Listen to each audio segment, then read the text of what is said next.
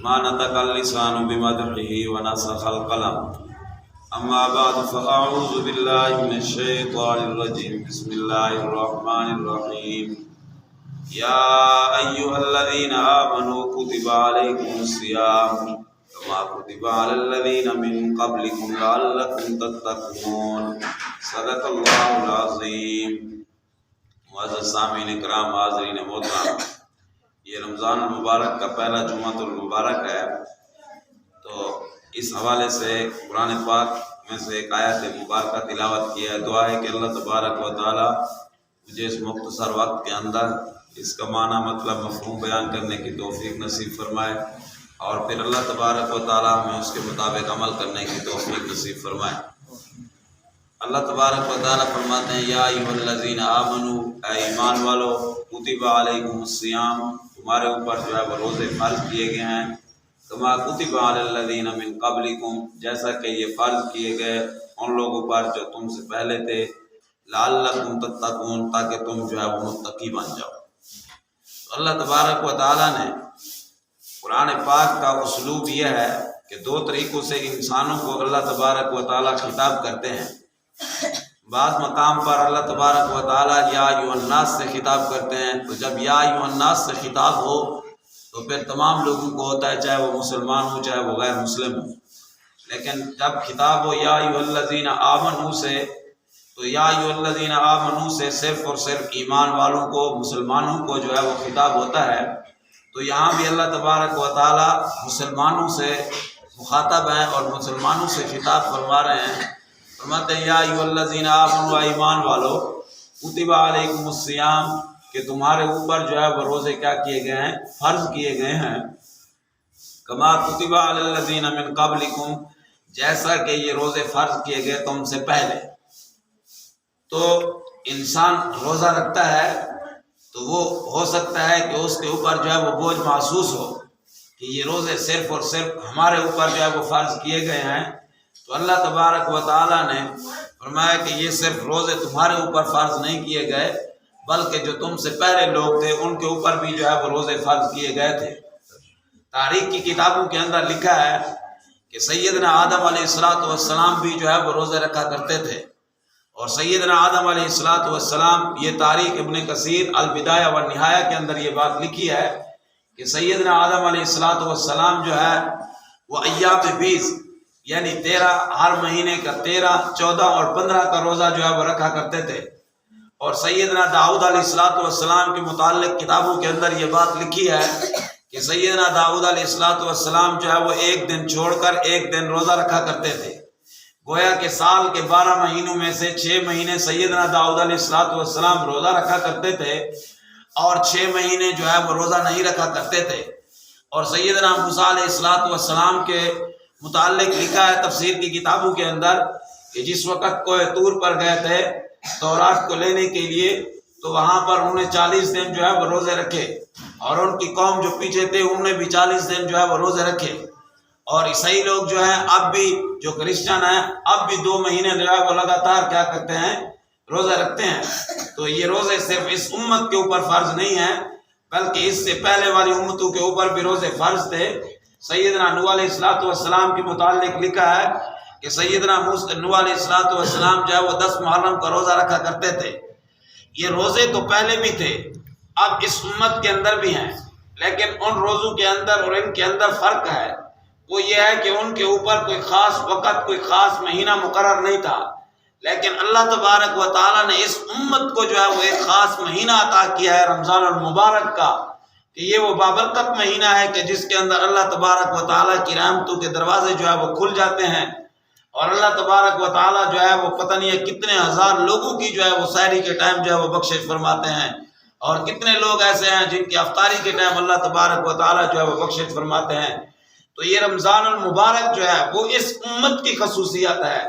جس طرح باقی کتابیں بھی آسمانی جو ہے وہ آئیں، اور ہر نبی کو جو ہے وہ کچھ صحائف ملے، کسی کو جو ہے وہ کتاب ملی۔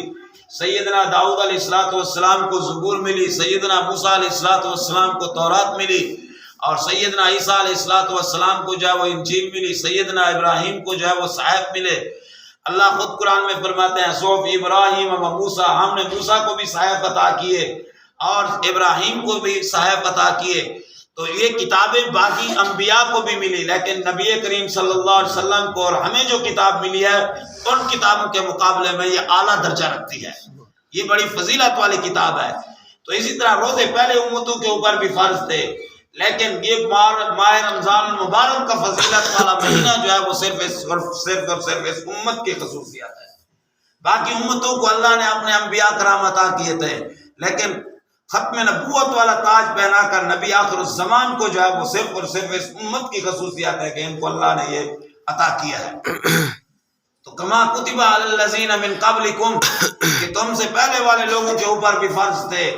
لوگ سیدنا آدم علیہ السلام کے متعلق بڑی عجیب بات لکھی ہے کہ سیدنا آدم علیہ السلام جس وقت جنت کے اندر رہ رہے تھے، وہاں سے جتنی بھی نعمتیں تھی وہاں ان نعمتوں سے جو ہے وہ فائدہ اٹھا رہے تھے، اور جس وقت بھولے سے نسیان سے سیدنا آدم علیہ السلام جو ہے وہ اس درخت کے قریب گئے جس کے متعلق اللہ نے کہا تھا وَلَا تَقْرَبَا هَٰذِهِ الشَّجَرَةَ، اس درخت کے قریب جو ہے وہ مت جانا۔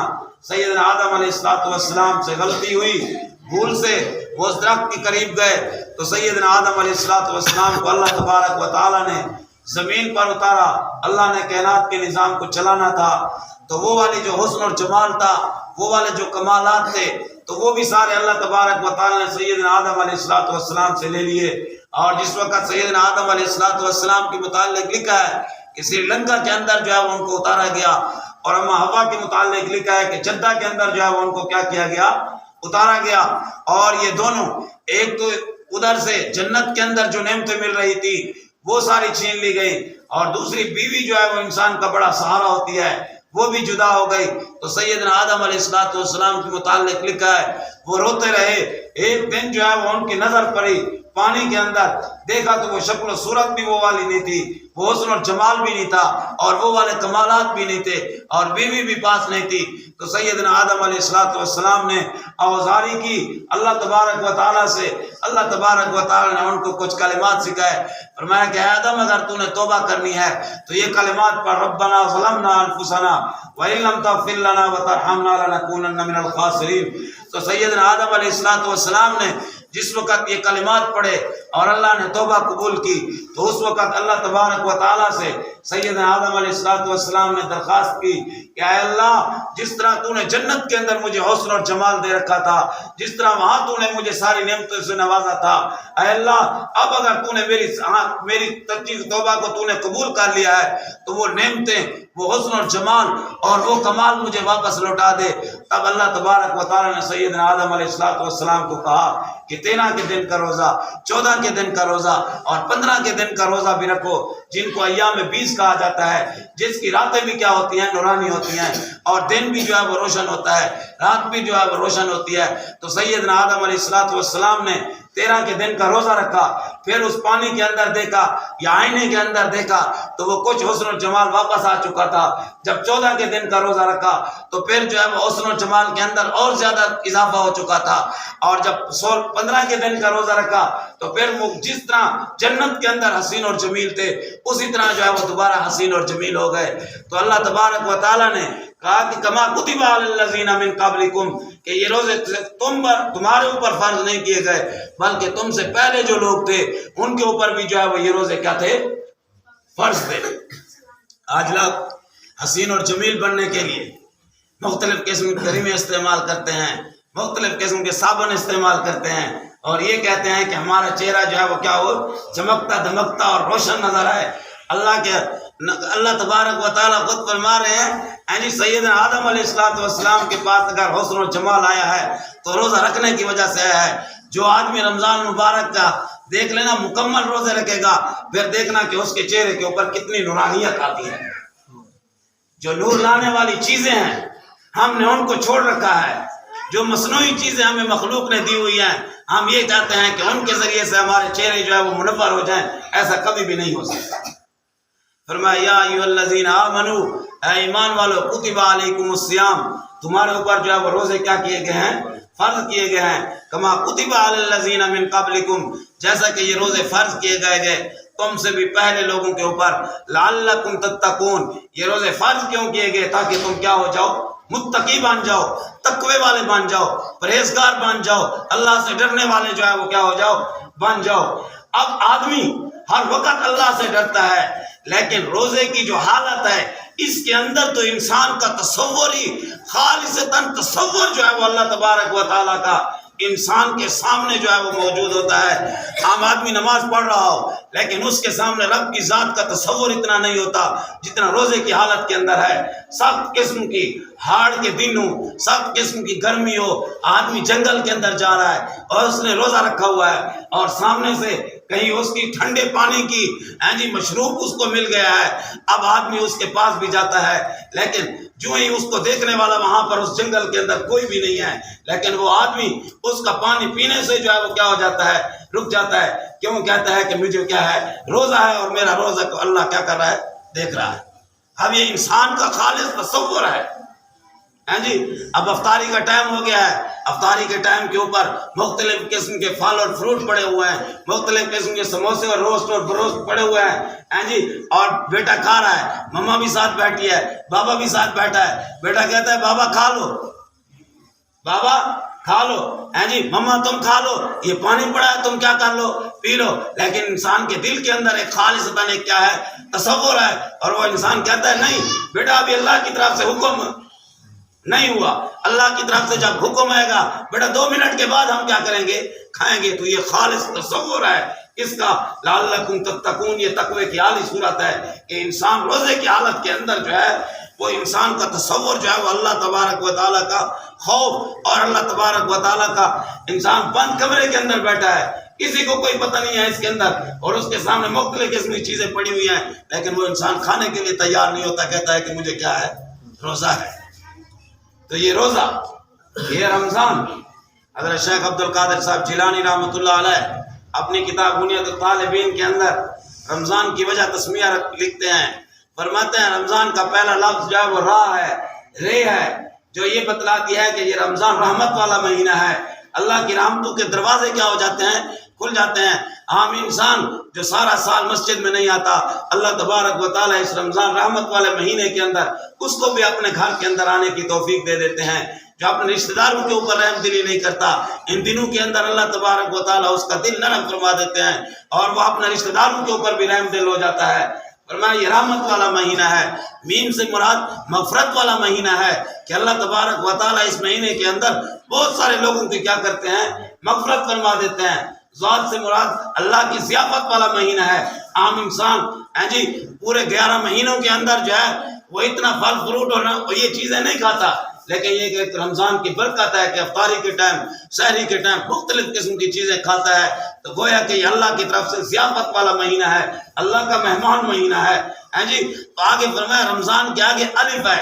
شیخ عبد القادر جیلانی فرماتے ہیں یہ عنصر محبت والا مہینہ ہے، عنصر الفت والا مہینہ ہے کہ اس مہینے کے اندر اللہ تبارک و تعالیٰ سے انسان کو محبت ہو جاتی ہے۔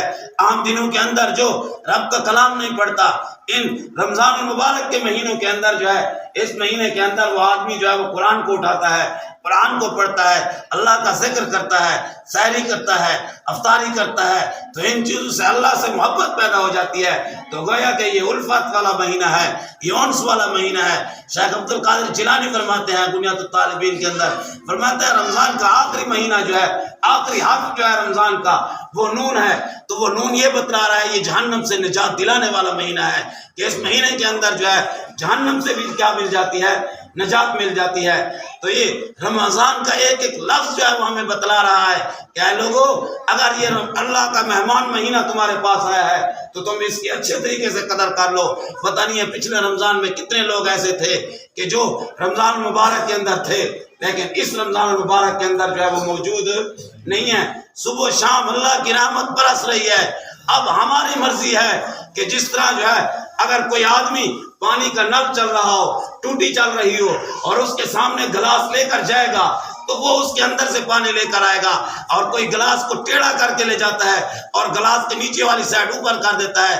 اب پانی تو برس رہا ہے، پانی تو ٹوٹی کے اندر سے نل سے گر رہا ہے، لیکن اس آدمی وہ خود اس سے نہیں لے رہا۔ اب اللہ کی رحمت موسلا دھار بارش کی طرح برس رہی ہے، اب ہماری مرضی ہے کہ ہم اپنے برتن کو لے کر جائیں۔ کتنے اللہ کی رحمت اپنے پاس لے کر آتے ہیں۔ فرمایا یا ایھا الذین آمنوا، اے ایمان والو، کتب علیکم الصیام، تمہارے اوپر جو ہے وہ روزے کیا کیے گئے ہیں؟ فرض کیے گئے ہیں۔ روزہ کس چیز کا نام ہے؟ روزہ 3 چیزوں سے رکنے کا نام ہے۔ نمبر 1 کھانا، نمبر 2 پینا، اور نمبر 3 ازواجی تعلقات سے کیا کرنا؟ رکنا۔ اور کس وقت سے شروع ہوتا ہے؟ طلوع فجر سے لے کر غروب آفتاب تک کا یہ جو درمیان کا جو ہے علاقہ ہے، اس کے اندر جو ہے آدمی ان 3 چیزوں سے جو ہے وہ رک رہا ہے، اس کو روزہ کہتے ہیں۔ صرف ان 3 چیزوں سے نہیں رکنا، یہ تو فرائض کے درجے میں ہے کہ ان 3 چیزوں سے رکنا ہے۔ باقی کچھ اور چیزیں بھی ہیں کہ انسان کی زبان کو بھی جو ہے وہ روزہ ہونا چاہیے، اور انسان کے کانوں کو بھی جو ہے وہ روزہ ہونا چاہیے، اور انسان کی آنکھ کو بھی جو ہے وہ روزہ ہونا چاہیے۔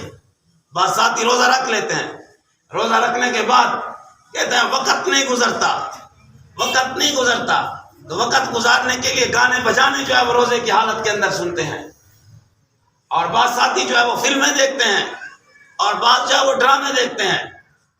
بھائی یہ روزہ نہیں رکھا ہوا تم نے، روزہ نام ہے ہر چیز سے رکنے کا، اب اللہ کی عبادت کرنے کا۔ تو یہ روزہ کے اندر انسان جو ہے وہ زبان سے ایک مجلس لگ گئی، تو ساتھی بیٹھ گئے اور اس کے اندر جو ہے نا وہ ایک دوسرے کی کیا کر رہے ہیں؟ غیبت کر رہے ہیں۔ تو غیبت سے بھی کیا کرنا ہے؟ بچنا ہے روزے کی حالت کے اندر، کسی کا کوئی تذکرہ نہیں کرنا۔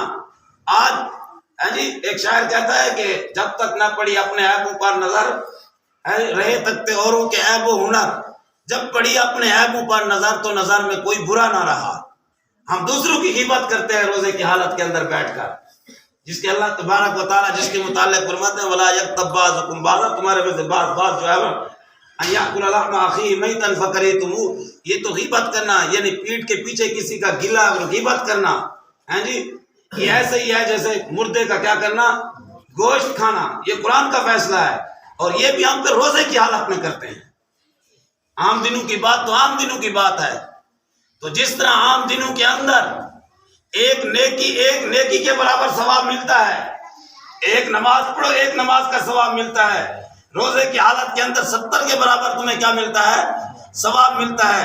عام حالت کے اندر غیبت کرو گے 1 گناہ ملے گا، لیکن رمضان کے اندر جو ہے روزے کی حالت کے اندر غیبت کرو گے تو 70 گنا ملے گا۔ جس طرح عبادت کا ثواب جو ہے وہ کیا ہو جاتا ہے؟ بڑھ جاتا ہے۔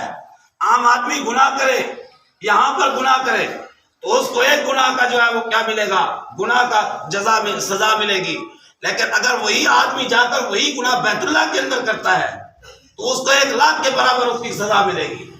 تو جس طرح اجر و ثواب جو ہے وہ بڑھ جاتا ہے، اسی طریقے سے عذاب اور وعید بھی اسی طریقے سے کیا ہو جاتی ہے؟ بڑھ جاتی ہے۔ تو اب اس رمضان المبارک کو ہم نے اچھے طریقے سے گزارنا ہے۔ دعا ہے کہ اللہ تبارک و تعالی ہمیں اپنے اس مہمان مہینے کی صحیح معنی میں قدر کرنے کی توفیق نصیب فرمائے، اور جو کچھ کہا سنا اللہ اس پر عمل کرنے کی توفیق نصیب فرمائے۔ وآخر دعوانا الحمدللہ رب العالمین۔